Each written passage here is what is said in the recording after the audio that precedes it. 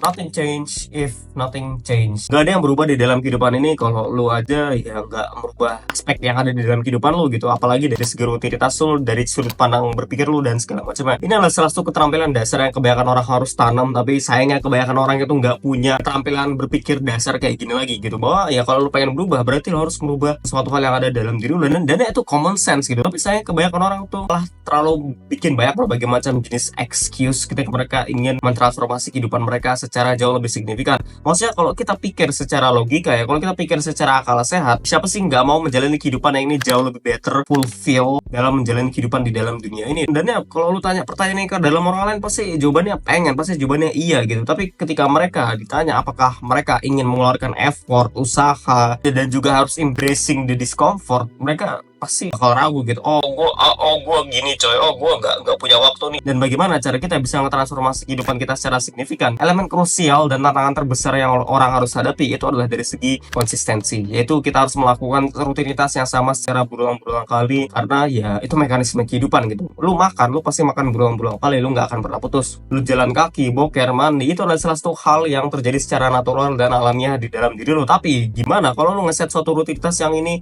ngetransformasi value lu, tapi lo harus menghadapi ketidaknyamanan terlebih dahulu? Dan ya apakah orang bakal 100% konsisten? Jawabannya enggak gitu, karena itu bukan sifat alami mereka sebagai seorang manusia. Dan ya makanya di sini gue akan nge-share beberapa sistem dan juga framing yang lo harus tanam ketika lo ingin menghadapi kehidupan yang jauh lebih konsisten. Dan salah satu rumus bagaimana cara kita mengusahakan kita untuk konsisten dalam melakukan suatu aktivitas rutinitas tertentu, maka kita pentingnya nggak boleh ketergantungan dengan sifat emosional dan motivasi. Dan ya gue bukan berarti bilang motivasi itu bullshit, motivasi itu sampah ya, walaupun gue pernah bikin videonya. Tapi maksud framingnya di sini, motivasi itu ibarat sebuah percikan yang ini kadang nyala, kadang mati, istilahnya fluktuatif lah gitu. Kadang motivasi lu tuh naik turun, dan ketika lu terlalu ketergantungan dengan mindset I feel like what am I doing, atau gua akan melakukan sesuatu hal tergantung motivasi gua, ya lu nggak bakal bikin progres gitu. Lu bakal jatuh ke dalam lubang comfort zone yang ini malah bisa merusak kehidupan lu di 5-10 tahun ke depan gitu. Dan ya bagaimana cara lu bisa konsisten? Tentunya lu harus bisa mengandalkan level disiplin yang sangat baik. Dan ya level disiplin ini ibaratkan sebuah keterampilan, dan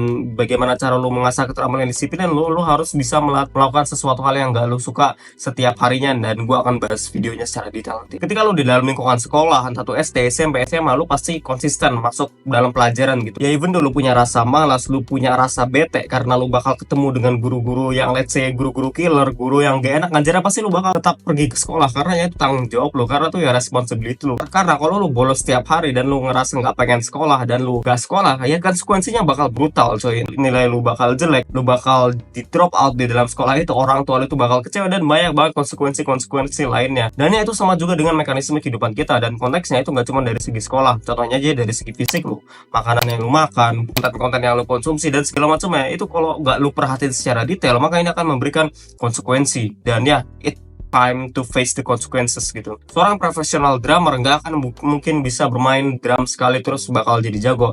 Seorang yang jago public speaking dan berretorika di depan umum itu nggak mungkin hanya latihan sekali kemudian mereka menjadi jago. Artinya rumusnya kalau kita simpulkan, ya lo harus butuh yang namanya repetitive action untuk lo bisa mendapatkan hasil dan reward yang lu pengenkan ketika lu sudah mempelajari sesuatu hal tersebut. Jadi ada rumus yang namanya compound effect. Kalau lu lihat grafik ini, ketika lu memulai sesuatu hal, rutinitas, habits, atau mempelajari suatu skill, lu masih di bawah. Tapi ketika lu mengandalkan konsistensi selama bulan-bulan, bertahun-tahun, ini akan menimbulkan compound effect yang sangat-sangat besar. Dan ya itu adalah salah satu framing yang lu harus tanam ketika lu ingin mengandalkan kehidupan yang konsisten gitu. Yaitu lu harus nge-embrace yang namanya compound effect. Karena hasil yang sangat-sangat besar yang kita dapatkan itu adalah akumulasi dari hasil-hasil kecil yang kita lakukan. So ya, embrace the consistency dengan cara apa? Dengan cara ya lu harus sabar dan keep pouring in the effort, keep pouring in the work even though you don't see any result gitu. Walaupun lu nggak melihat hasilnya, tapi at the end of the day lu harus yakin, you need to have faith kalau gue bakal ngedapetin hal itu gitu. Dan framing konsistensi yang kebanyakan orang salah itu adalah konsistensi itu sifatnya cuma sementara. Padahal nyatanya, realitanya siklus konsistensi itu artinya seumur hidup. Kita harus pahami dulu bahwa siklus konsistensi itu bukan goals oriented tapi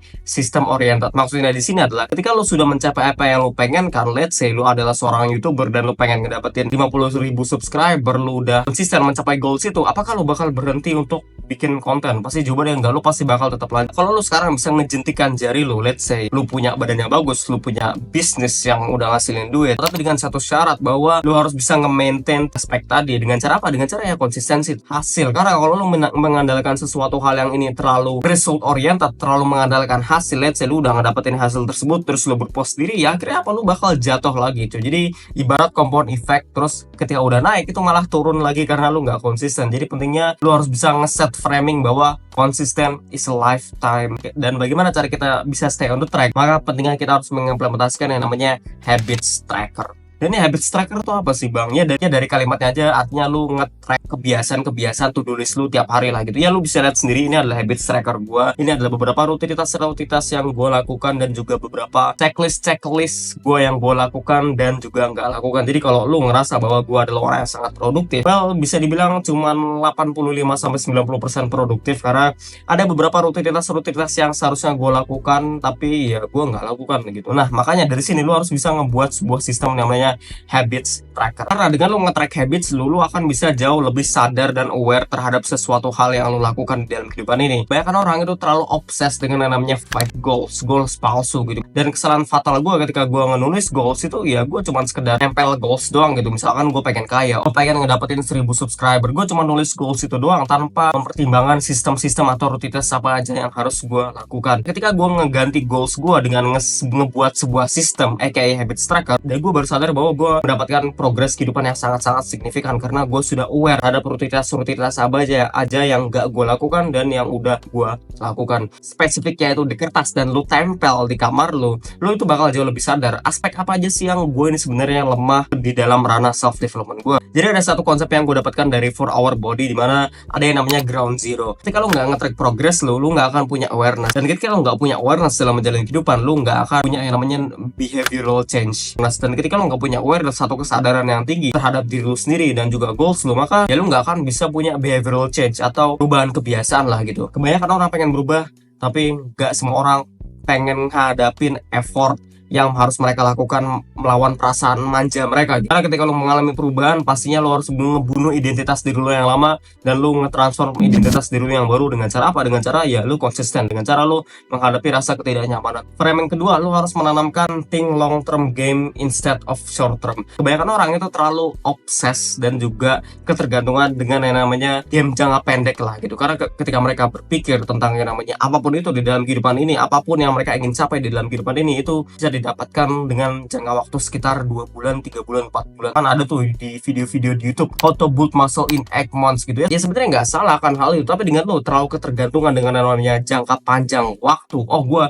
setahun udah bisa dapat gaji segini. Oh, gue udah bisa dapat fisik segini dan segala macam ya. Dan ketika lo udah mencapai jangka panjang waktu tersebut dan lo kecewa, ya lo nggak bakal bisa konsisten gitu karena lo ngerasa ditipu sama ekspektasi lo sendiri tentang yang namanya konsistensi. Jadi lo harus bisa tanam bahwa konsistensi is a long term game, not short term game. Ketika gue nge-gym di 8 bulan, percaya sama gue nggak ngedapetin transformasi signifikan yang kayak orang di media sosial gitu. Dari sini gue ngerasa minder gitu. Tapi setelah gue nge-switch framing gue bahwa nge-gym itu long term game, gue jauh lebih enjoy the progress, enjoy the journey. Ya walaupun progress gue di gym itu sangat-sangat lama dibandingin dengan orang-orang lain. Dan ya selama waktu berjalan, gue bisa ngetransformasi fisik gue terlepas dari waktunya itu nggak 8 bulan gitu. Maka pentingnya lo harus berpikir long term game, not short term game. Selanjutnya, lo harus bisa nge-embrace kesusahan lu untuk menjadi disiplin. Banyak orang yang bertanya bahwa kenapa sih disiplin itu susah banget bang, kenapa sih disiplin itu? Bener simple, karena lu harus bisa membunuh identitas diri lu yang lama. Dan misalkan lu adalah orang yang awalnya tuh video games addict gitu, dan ya ketika lu nge-gym, lu sedang memberikan gesekan, lu sedang memberikan gesekan untuk lu menghilangkan identitas jati diri lu yang sangat manja itu gitu. Disiplin itu butuh effort dan juga mental lo harus siap antara dua. Lo harus bisa siap dan matang akan dua hal ini. Karena kenapa? Karena kalau menjalani kehidupan yang jauh lebih disiplin, let's say disiplin on yourself, disiplin sama spiritual lo, iman lo dan segala macamnya, lo akan nge-sacrifice kesenangan duniawi di dalam kehidupan ini. Lo akan nge-sacrifice ngorbanin diri lo yang let's say masih terjebak di dalam zona nyaman. Dan ini sangat disayangkan banget karena ketika seseorang itu sudah terpaku let's say di dalam nyaman banget, at the end of the day mereka bakal kesusahan sendiri gitu. Lo bisa lihat sendiri dinamika dan paradoks yang terjadi terjadi. Ketika seseorang menghadapi kehidupan yang sangat-sangat nyaman di dalam kehidupan mereka bakal kesusahan di akhir. Sedangkan ketika kesusahan di awal, dalam tanda kutip kesusahannya di sini, let's say living a disciplined lifestyle, dia mempelajari suatu skill, dia membunuh identitas diri dia yang manja, at the end of the day mereka bakal jauh lebih mudah karena mereka sudah getting used to it, karena mereka sudah beradaptasi dengan identitas diri mereka yang baru. Ya, dan gimana cara lu bisa ngebunuh identitas diri lu yang lama? Itu adalah dengan cara disiplin. Dan apakah gue orang yang sangat disiplin? Well, jawabannya belum tentu, karena parameter gue disiplin atau enggak dalam melakukan aktivitas tertentu di hari-hari tertentu, itu gue udah ngechecklist semua to-do list atau habit tracker yang udah gue lakukan. Contohnya aja, gue masih lemah di bagian aspek. Gue adalah seorang muslim, gue masih mengusahakan diri gue untuk stay on the track sama ibadah gue di awal-awal subuh, di waktu-waktu fajar lah gitu, dimana gue mengusahakan diri gue untuk sholat lebih awal di waktu fajar. Dan ya kalian bisa lihat sendiri, gue masih bolong dalam kebiasaan ini dan gue masih mengusahakan diri gue.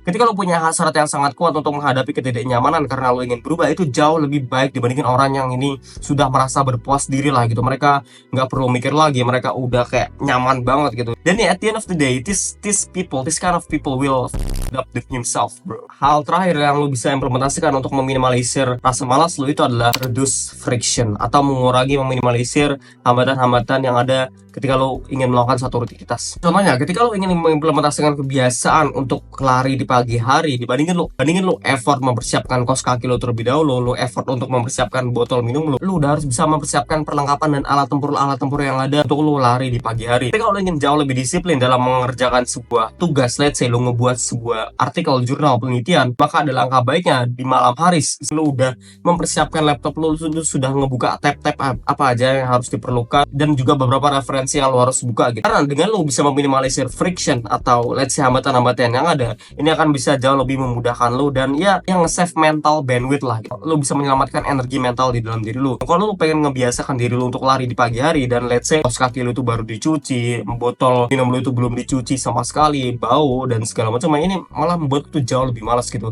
Sedangkan kalau lo ngebuat aktivitas atau rutinitas yang lo lakukan ini jauh lebih effortless, ya lo bakal ya udah nge-flow aja gitu. Contohnya lagi, misalkan lo tuh pengen jauh lebih disiplin untuk masuk ke dalam kelas perkuliahan jauh lebih pagi. Satu hal yang lo bisa lakukan itu adalah dengan cara ya lu meminimalisir friction yang ada. Entah tuh lu mempersiapkan outfit kuliah, lu udah mempersiapkan kaos kaki yang ya, ketika lu sudah bangun di pagi hari, lu sisa langsung taking action sama hal tersebut gitu. Itu maksudnya yang namanya reducing friction, yaitu meminimalisir hambatan-hambatan yang ada ketika lu melakukan rutinitas tertentu. Sekian dari gua, keep it moving.